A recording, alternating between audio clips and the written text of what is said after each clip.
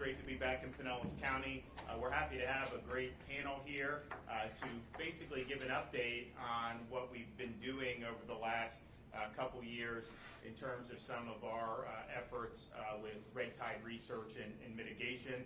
We did a lot at the very beginning, made it a priority. They've been working very hard, and I think it's timely to be able to hear from some of the major players. So we got a lot of great folks here today. Obviously, Eric Sutton, Executive Director of Florida Fish and Wildlife Conservation Commission. We have Gil McCrae, the Director of the Fish and Wildlife Research Institute. We have our Interim DEP Secretary, Sean Hamilton.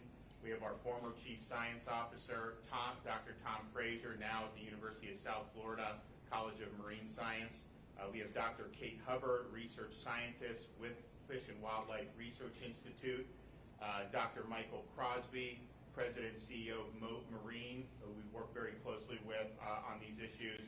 And then we have Marty Harity, co-owner of Doc Ford's Rum, Bar, and Grill, which is a great spot down in Sanibel, and I know he's been involved in a lot of these issues for many, many years. When I came into office, we had gone through, before I took office, 2018, which was a season, particularly in the southwestern part of Florida, where you had really, really severe red tide, and it caused a lot of problems that affected the economy and tourism, and it was a major issue, particularly in that part of the state, but we've also seen red tide historically up and down the western coast of Florida, and has really been documented since I think the 1840s in Florida as something that happens. So when I came into office, we signed our Environment Executive Order, directed action to ensure protection of environment, water quality, focusing on collaboration, scientific advances, and transparency. We called for the reorganization of the Red Tide Task Force, which had been dormant for the previous 15 years. And so this is a task force that's comprised of leading scientists and researchers and plays an important role in determining strategies to research, monitor, control, and mitigate red tide and other algal blooms in Florida's waters. After a comprehensive review of recent experiences and scientific literature, the task force identified recommendations to fill information gaps, improve communications, and enhance research and innovation. Also, the task force established a grant program to address these recommendations, which funded projects to improve statewide red tide communication and real tide detection of red tide. The task force continues to meet quarterly to find solutions to the very complex and unpredictable issues affiliated with red tide. These efforts are supported by the Center for Red Tide Research at Florida FWC. I recommended the creation of the Center for Red Tide Research in my first budget back in 2019. The center was established within the Research Institute and has received $4.8 million each year since 2019 to detect, track, and mitigate red tide and to support the task force. Additionally, I also signed into law in 2019 Senate Bill 1552, which established the Red Tide Mitigation and Technology Development Initiative.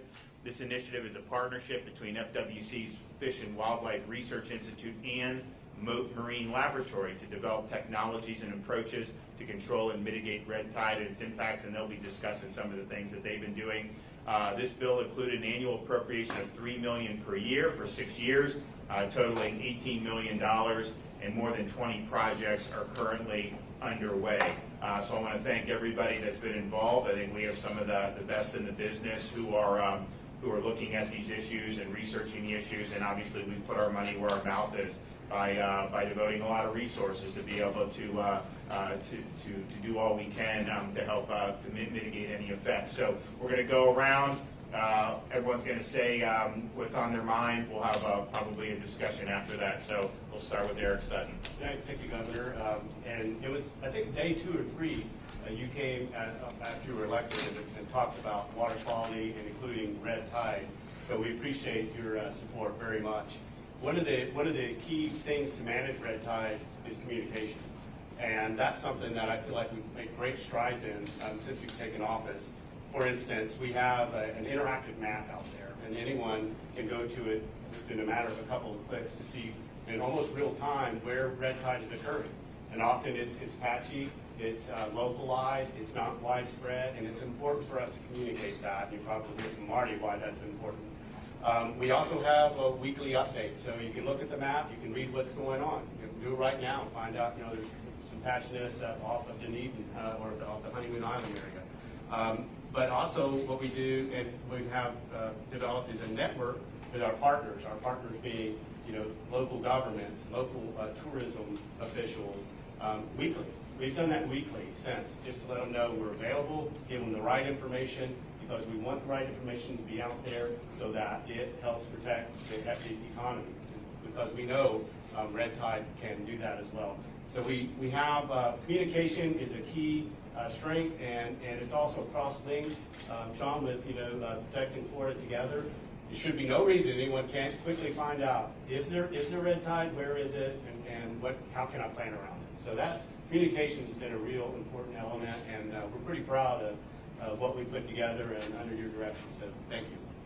So, and how is that different between, you go back, I don't even like 10 years ago, I mean, obviously, red tide is something that we see annually in some form. If we go back 10 years, what would have been somebody's ability to identify what was going on? You would have to navigate through, if you went on the web, a few more clicks, but also the map wasn't updated like every day. So you would have old maps kind of showing it. It wasn't as refined.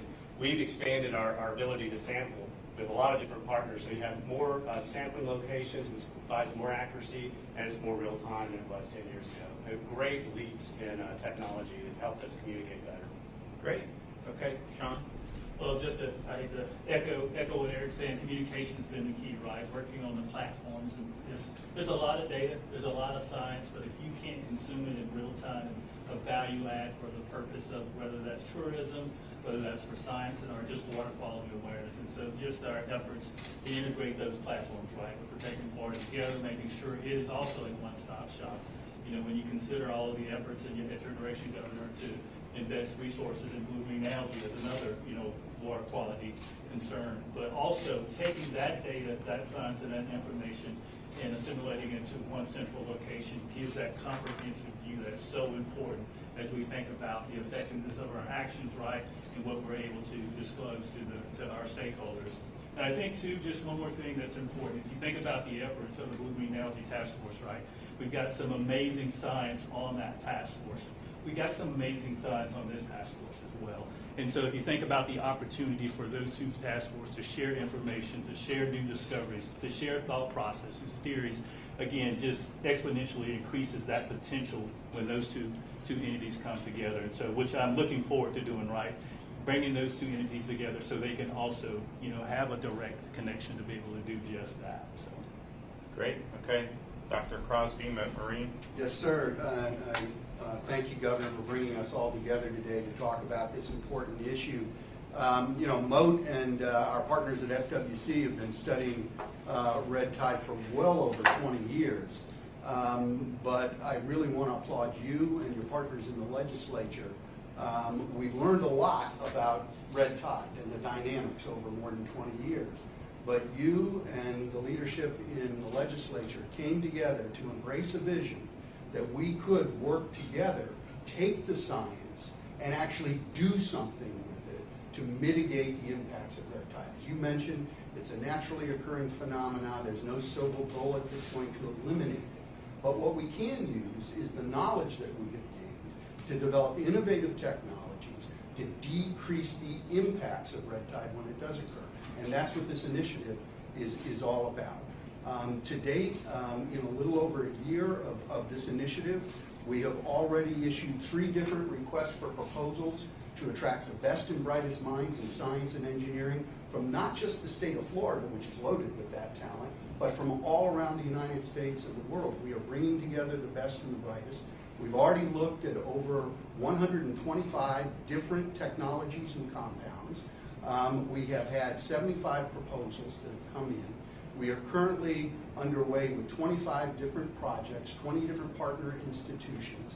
We were looking at a suite of different compounds that can be used. We've already demonstrated several of them in small studies in the field, but we're going through very methodically each one of these technologies, whether it is allelopathic chemicals that other organisms, other algae actually produce naturally, chemicals to inhibit the growth of other algae like Corynea. Can we use those chemicals? Ozonation, robotics, different kinds of light. We have private companies, we have other nonprofits, we have other universities that are all coming together, and I'm convinced that this initiative is going to develop those technologies that we can deploy in different situations, whether it's a canal in a resident area, whether it's offshore of beaches here in the Gulf of Mexico, whether it's in Tampa Bay, Sarasota Bay, Charlotte Harbor. We're going to have a tool chest that is going to be deployable to mitigate these impacts to our environment, to our economy, and to our quality of life. And it wouldn't have happened if it wasn't, number one, based on good sound science, but number two, the leadership that you and your partners in the legislature have shown to embrace this vision to do something with the science. So thank you for that. What's the explanation for, like in 2018, particularly Southwest Florida, real severe, and then 2019 was much better. Do we know kind of what makes for worse red tide seasons than not? I won't play an arrogant scientist and say yes, we know, because we don't know all of the forcing functions. We have learned a great deal about the combinations of currents, temperature, biological competition or lack thereof. But the key is red tide begins far offshore, 30, 40 miles, and you know this. You can give me a tutorial on it. It comes inland when the currents are right. And then it takes advantage of the nutrient load that naturally occurs in the coastline of the Gulf of Mexico here in Florida. That's why this is such a highly productive area. It requires that nutrient load to actually support that entire food chain and all the fisheries that we have. But when you get a little bit of a perfect storm, every year you're going to have red tide. And as Dr. Hubbard can tell you, it's always out there. But when you get that perfect storm, if you will, of conditions both physical, chemical, and biological, then you get these blooms. And if the winds and the currents are the right way, it stays a little longer. If they change a little bit, we can separate them out.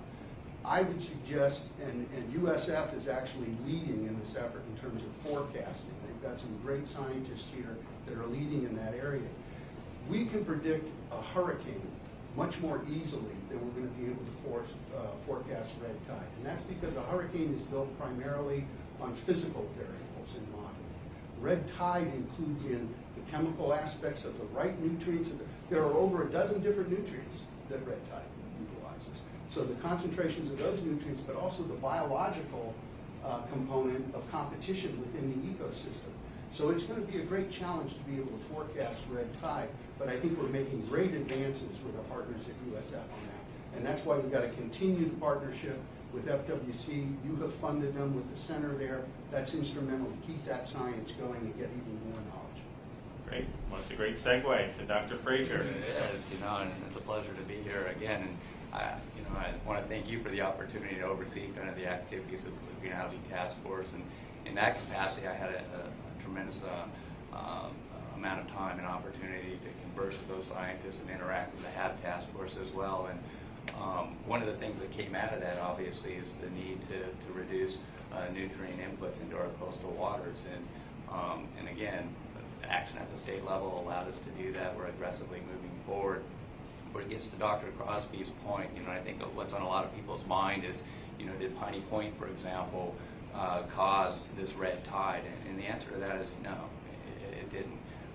But what you saw prior to the Piney Point incident was a fair amount of red tide down south, right? But there was a progressive movement of that red tide along the coast, due in large part to currents and tides. And we do a very good job of forecasting that, as Mike said. But it continues to move more north, right? And so, but the concern really is whether or not, again, the Piney Point fueled what we're seeing here up Pinellas County and up by Clearwater. And I don't think you can make a definitive cause and effect type of a relationship at this point. But what I can say is that we all understand that increased nutrient delivery to our coastal waters can exacerbate these blooms and kind of fuel them for some period of time. So I'm pretty pleased with the efforts on behalf of the state or on part of the state to reduce those nutrient inputs moving forward. So that's, again, we're in a good spot that one. Great. Okay. Bill McCray. Governor, it's great to have you at FWC's Fish and Wildlife Research Institute. We have been a hub for red tide research and monitoring for over 60 years. In fact, it was one of the reasons for our founding. The scientific name, Karenia brevis, for the red tide organism, honors a former director of the Institute. She's pictured up there in black and white. Karen Steidinger still works with us today, believe it or not, on red tide. So one of the issues over the years with our program, and again, it's been decades, is the support for funding. And we have a network of partners that's necessary to respond to red tide. It's a statewide issue. We need all the help we can get. The funding would rise and fall depending on whether we had events or not. So if we went a few years without a severe event, the funding would drop and our ability to respond and maintain this network of partners would be diminished. So we want to thank you for your recognition that continued support is critical for keeping this network intact and responding the way we need to respond.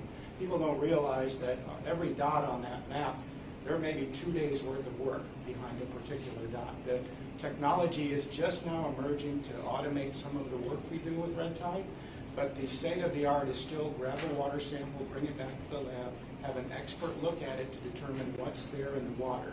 And we'll evolve out of that over time, but right now we need an army of folks to help us do that, and we can only do that with continued support. We appreciate your recognition of that fact. And one of the biggest things, the biggest two things are the reinvigoration of the Red Tide Task Force, which is already making a difference, making investments in public health, making investments in improving technology for detection, like I mentioned earlier, and actually framing up a communication strategy that's informed by emergency response, because essentially what we're doing in part is emergency response. But more importantly, the establishment and support of our Center for Red Tide Research, which is really, as I said, the hub for bringing the dozens of partners together that are necessary to do this work.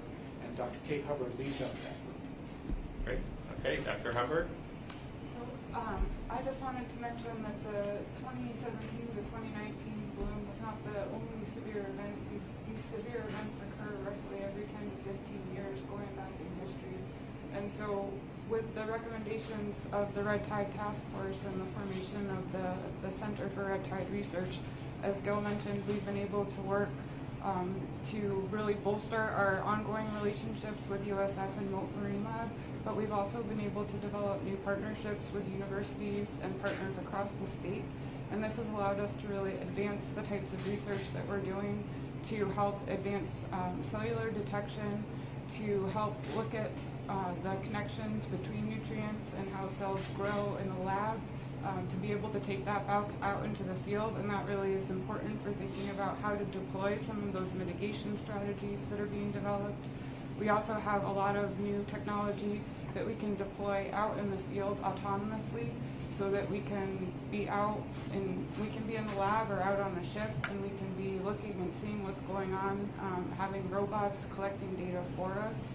And so these advancements have really made a huge difference in our ability to work statewide to detect what's going on when there's a bloom, but also when there's not a bloom going on. And this is really critical for understanding the conditions that are important for promoting these blooms, but also for understanding what happens and what's going to happen when they're, what might be causing blooms to go away naturally, but also, how we might use that technology more efficiently, more effectively, and minimizing any potential harm on the environment. And so that extensive partnership, I think, has really been huge, and it's been just something that we've been really, really proud to be able to help advance, and it's been a huge step forward. Great. Well, thanks so much. Okay, Marty Harity, can you just talk about Dock Fords and where they are? It's a little bit outside of this market, but it's a great spot. Well, I know you have. How many do you have now? Well, we have seven stores, Yeah. and one more coming. And, Okay. It's How far? So you have Sanibel, Fort Myers. Sanibel, Captiva, Fort Myers Beach, St. Pete. Oh, you do have one in St. We have Pete. one on Pier, and we're going to have Oh, another that's one right. open Okay, probably the yeah. latter part of this year for John's Pass and stuff. But, Okay. and we're very thankful that we happen to be in this state, and thank you for your leadership Sure. and whatnot. It's the thing that's most exciting for me is to see the science and the environment and the economy getting together. It's all the same. We all depend on one another. And, in the past, like in 2018 was devastating. There were no people here. There were thousands, hundreds of thousands of pounds of fish. And, and it comes and it goes and that kind of thing. But to have a focused task force now, sort of stay on this thing, that's the most important thing. Accept that we have a problem and then address it. And you need that kind of leadership, and thank you for that we have that kind of leadership, because we can fix this. Right? It's always going to be there, but you have to learn how to deal with it. Communication, I hear that. I use that word all the time in my business.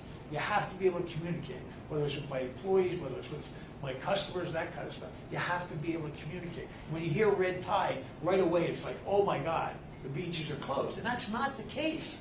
That's absolutely not the case. And again, to see this happen, I'm just excited in any way we can help. That's what we're here.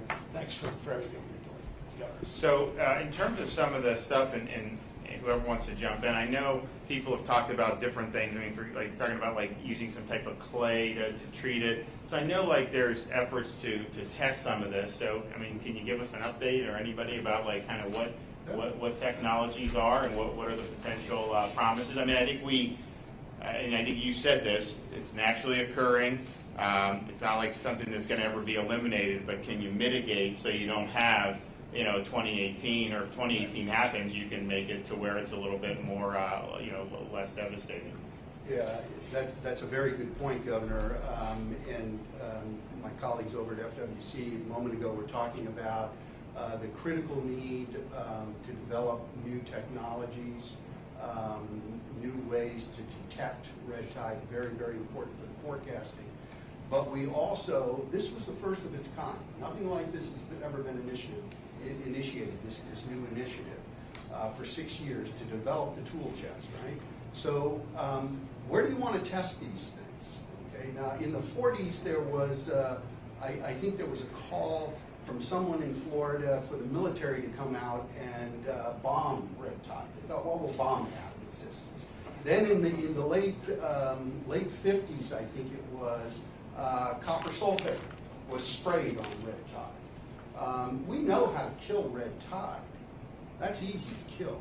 It's how do you decrease the impacts of red tide while not causing further harm to the environment, because the environment is what it is all about. The culture of the state, the economy of the state is all built on this environment. So we had to build a whole new facility, a testing facility as part of this initiative.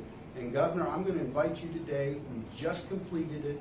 It is up and running. I'd love to have you and your entire team, and of course our colleagues and our partners, come down for a ribbon cutting of this new facility, where that is where we are testing all of these technologies before we take them out in the field to ensure that they're not going to cause greater harm. Now, we've already demonstrated a patented ozonation process will work in small-scale canals. The clay technology is something that has been used for well over 100 years in certain areas of the world to deal with harmful algal blooms, but we've taken it to a whole new level to try to use smaller particles that actually have adsorbed on the outside certain compounds that will attract perennia.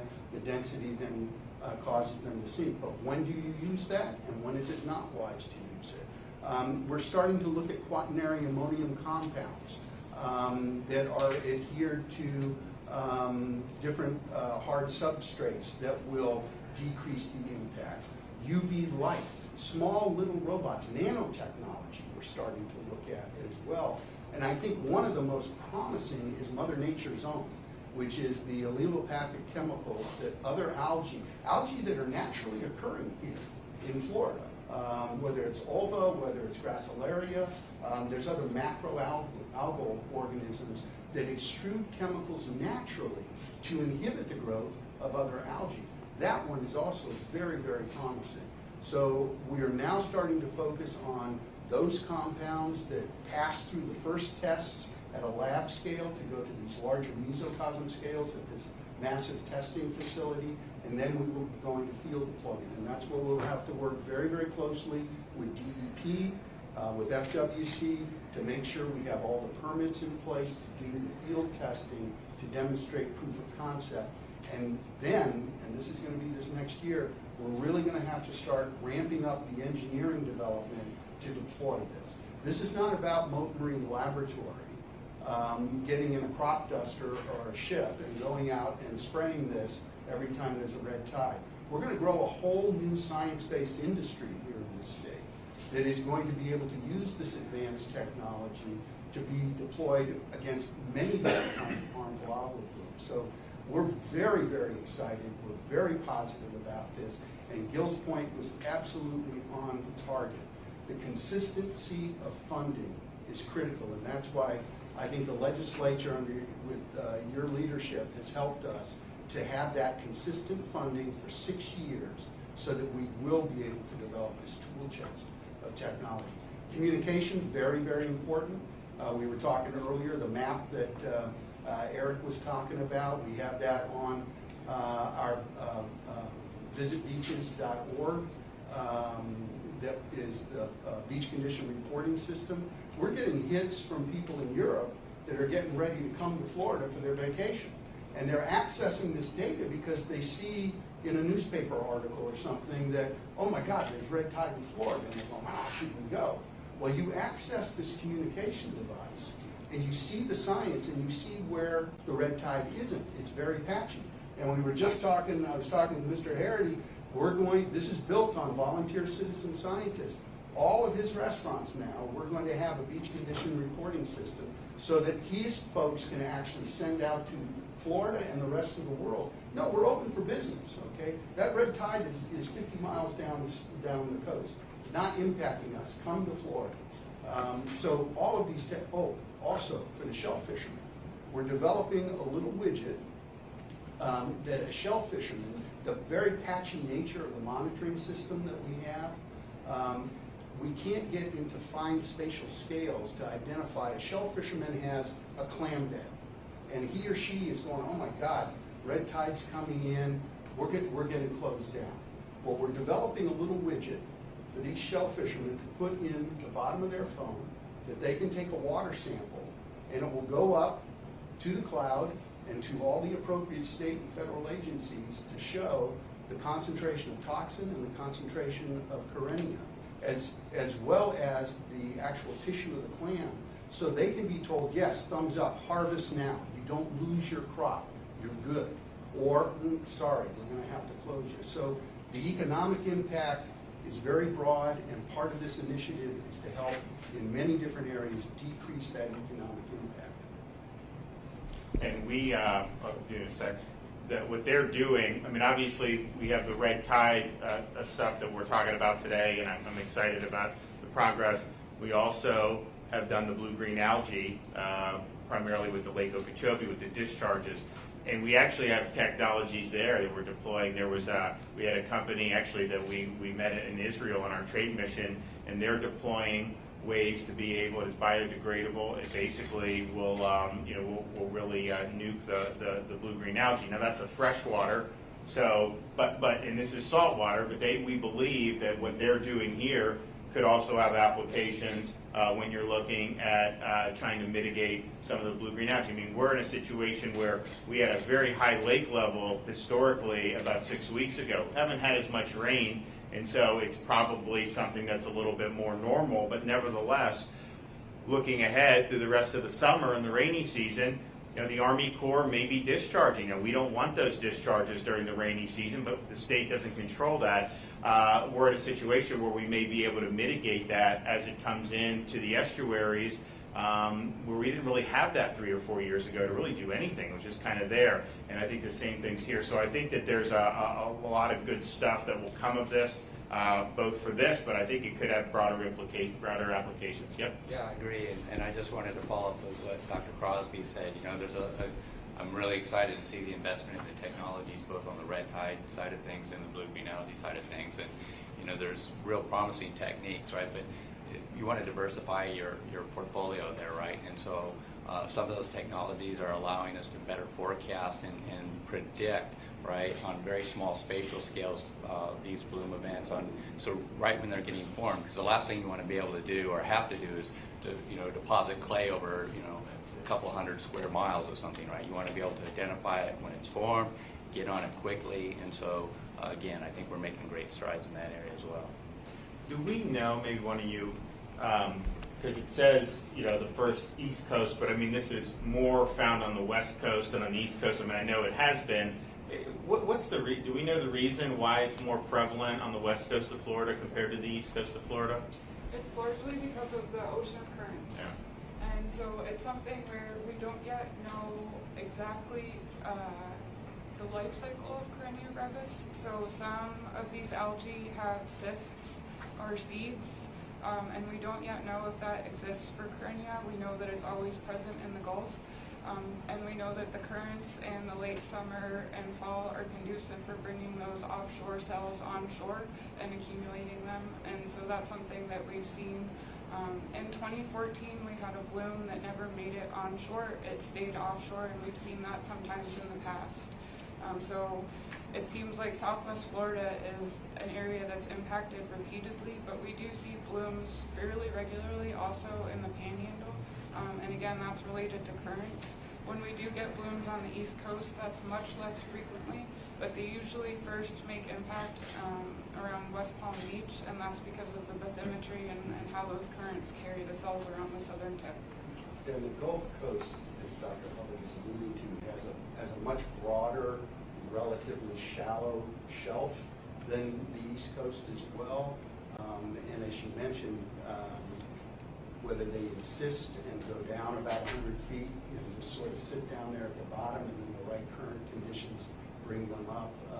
Very different dynamics, although as you know, Indian River Lagoon and other areas have different kinds of harmful algal blooms. And it's very, very important, and I know you know this, Governor, but it's very important for the public to understand. Each one of these harmful algal bloom species has a different life cycle pattern, different forcing functions, and as you alluded to, will require slightly different approaches to mitigating them. But as long as we're all working together on this, I think we're going to be able to actually leverage off of everything that the different initiatives are doing to really get a handle on harmful algal blooms across the board. And Sean, I know Pinellas County had reached out to us about potentially some support. Are you working to identify some resources to be able to help? Yes, sir. We've already reached out to them and engaged the county directly and trying to get a sense for what their expenditures are thus far and what that looks like long term, short term and long term. And so hopefully we'll be able to identify a source for them to be able to support them as they kind of work through this initial impact. So that's promising. 2021 so far, how's it been? Outstanding, absolutely outstanding. And again, I mean, it's nice to be open and that kind of stuff. I mean, red tides that are coming that we see, you kind of overcome a little bit. It's not the whole beach and so forth. You have to communicate that. So this is outstanding as far as going in that direction. But we're going to have a banner year in 2021. No, it's good, and just that's why when we did the. When we went down, I remember when I was running for governor, and we said this was something because someone will say, oh, there's fish or something, and then someone in Ohio thinks it's like on every Florida beach, and this day it's just not. I mean, it's something that's even in the 2018, which was more, there was still, you got to look, and so having this information, being able to communicate that and letting folks know, that these places are open, the hotels, the restaurants, the beaches are open, and that if there is an event that affects a particular location, you obviously will have the information on that. But you have people thinking because you had something off Sanibel that somehow you couldn't go to St. Augustine or something, and so the communication, it really, people's jobs depend on you communicating properly, people's businesses. We're really happy with how people are doing. I think what Marty's rundown of how they're doing is not uncommon in Florida. People are doing very, very well. Every time I go out, someone will tell me, thanks for keeping us open. not only am I doing well, usually when they talk about this year, 21, a lot of times it's we are doing better than we ever have done. And that's something that's been common. So we're proud of that, but we also want to make sure that the communication is good, people have access to the accurate data, and can be able to govern themselves accordingly. So you have anything else? Well, Governor, I appreciate you taking the time, appreciate your support. As I mentioned to you, one thing you can count on is you've got the world's leading experts on this issue. And my job and Sean's job is to make sure we're all communicating in a way that the public can understand, and that's what we're doing, that's what we're going to continue to do. So thank you. Great. Well, I want to thank everybody. I'm excited. Look, we obviously had to put capital behind getting the funding, and we've stuck to it. And even in a difficult budget year last year, going in with the COVID hitting, we made sure that we were able to keep our priorities and had to make a lot of tough decisions, but kept the momentum going. So we want to continue to do that, and hopefully in another year or so, maybe we'll do another update. You can talk about some of the other things that we're doing, and I think people really, really appreciate it. So thanks, everybody. With that, anyone have any questions for me or any of our esteemed panelists? Dr. Fraser, I know you said that you were pretty certain that this didn't have to do, this red tide bloom doesn't have to do with what's happened over at Piney Point. How is it that we know that at this point in time? No, I just want to make a subtle, change to the words there. So I don't think that the red tide was originated as a consequence of Piney Point, right? So one of the things that we saw with the red tide early on was that it was south of the discharge area, but the red tide continued to kind of migrate or move northward and into lower Tampa Bay. And it's quite possible that recycled nutrients in the system as a result of the Piney Point could have contributed to that. But there are a large number of nutrient sources along the coast, and again, we've tried to address a lot of those nutrient sources, but there are septic tanks, there are aging stormwater systems, and fertilizers from both agricultural use as well as residential use that can contribute to nutrients in the system that can ultimately sustain and fuel those blooms, right? So I just wanted to make sure that Piney Point didn't cause it, but I didn't say it didn't necessarily contribute to the subsequent high levels of red tide for a short period of time. If I could just add on that to give you some numbers, the total nitrogen pool in estuarine coastal waters that is available for use by any algal species, including red tide, about 95% of that nitrogen pool during these bloom events comes from zooplankton poop and dead fish that are decomposing and recycling. So the key to understanding the dynamics of this is a naturally high nutrient environment, the coastline of Florida on the Gulf Coast. That's why we have such amazing productivity here. That's why we have great fisheries here. So the cause and effect with land-based sources of nutrients causing red tide is not the smoking gun that you point at. Other harmful algal blooms, yes. Red tide, no. We need to clean up the coastal waters, and I think the legislature and this administration have done a great job in focusing funds on water quality issues because we need to have clean water for many reasons other than red tide initiation. Governor, a twofold question. To some extent, just are you concerned about what we're seeing off canals right now? We're coming up on the 4th of July, and like you said, businesses are trying to recover from the pandemic last year. And former Secretary Valenstein on multiple occasions said that the goal is to hold HRK holdings accountable. If any results come back that do tie the current red tide to those nutrients that came out of the pond, is there a mechanism in place to hold HRK accountable for red tide damages? Well, I mean, in terms of accountability, I mean, they caused a lot of expenses even if you don't make that linkage. I mean, if you look at what's happened, all the mitigation that had to be done, the fact is their mismanagement, that was a proximate, it was a clear and present danger to life and property of the people surrounding that area. That was why the DEP had to do the controlled discharges. It wasn't anything they wanted to do, but we were in a situation where this entire thing could have been breached, and that would have caused catastrophic localized damage there. But I think that anything that they did, if there was negligence, then just like anything in the law, I mean, whatever the foreseeable damages are, you could do it. I think it'd probably be a little easier to do some of the stuff we already know just to prove it than some of the other, for the reasons Dr. Frazier said and the reason and Dr. Crosby said. So, but yes, with the DEP, that they are going to do it. And look, we're ultimately going to put this issue to bed. We got a lot of money in the budget. I went to the legislature and said this has been going on for decades. Let's mothball this thing. So I think the key is to have an effective plan, which I know that the agency is working on, so that if we're going to put this big money behind it, that it solves the problem. And I think people will really want to do that. In terms of what we're seeing, I mean, this is, I think, I'm saying correct me wrong, this is not 2018. I think we see some localized. So check whatever, but this is a great place to be.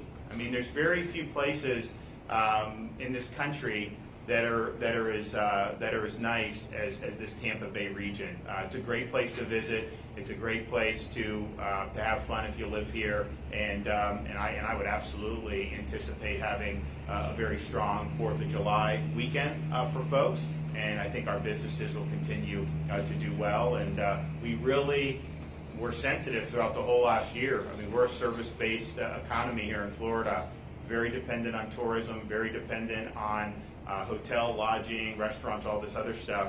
And had we done like California-type policies, I mean, we would have the highest unemployment rate in the country. I don't think there's any question about that. Instead, we have 500,000 job openings.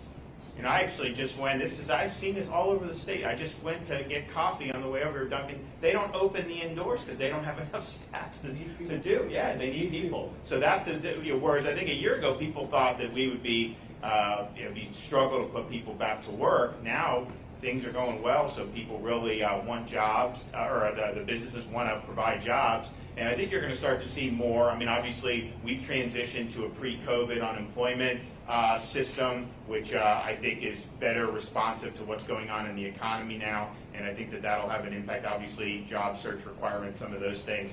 So we hopefully there'll be some relief there. But some of these restaurants would be doing even better.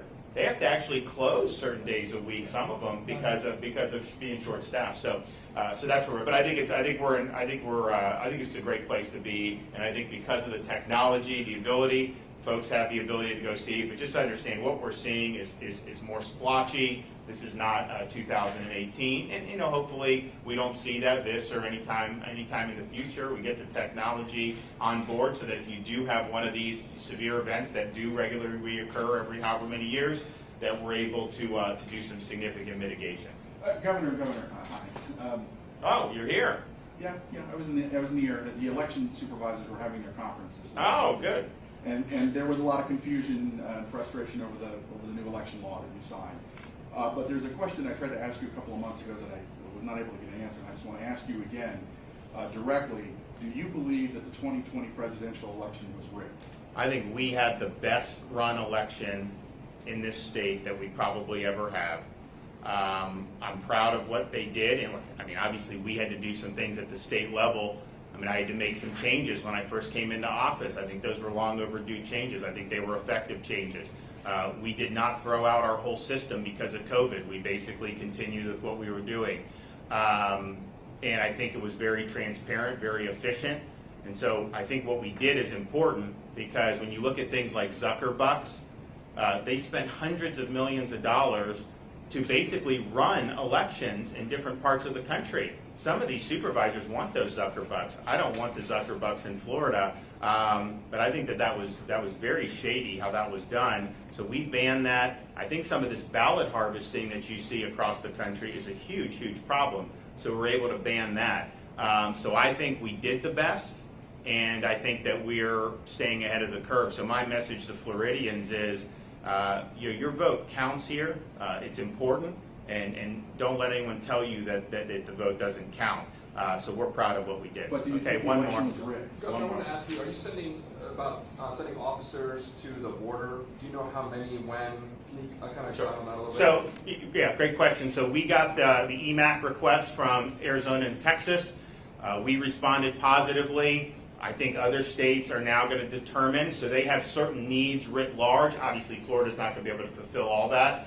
So I think once we see what some other states are going to do, we'll be able to do. So once we have that, we'll obviously provide the figures. We don't have that yet because it's still being a work in progress. But look, at the end of the day, Florida has been the beneficiary of mutual aid from states when we've responded to our natural disasters, and it's something that we appreciate. We've also provided aid. I mean, we had people out for the California wildfires when those are real bad in the not too distant past. And so we've supported, we've received support. I have no doubt, hopefully we don't have any major storms this hurricane season, but if we do, I have no doubt that we would get support from states like Texas to help in our efforts. So I think it's the right thing to do. But I do also believe that what's going on there is impacting communities all across the country that are not necessarily on the border. I met just a couple weeks ago with a number of our rural sheriffs, and mostly in the northern part of the state. Their number one issue, by far, is the meth that's coming into their communities. And whereas 10 years ago, you'd see these different places where they cook the meth and they do this and they do that, they say it's almost all of it coming from across the border now, and that's coming in.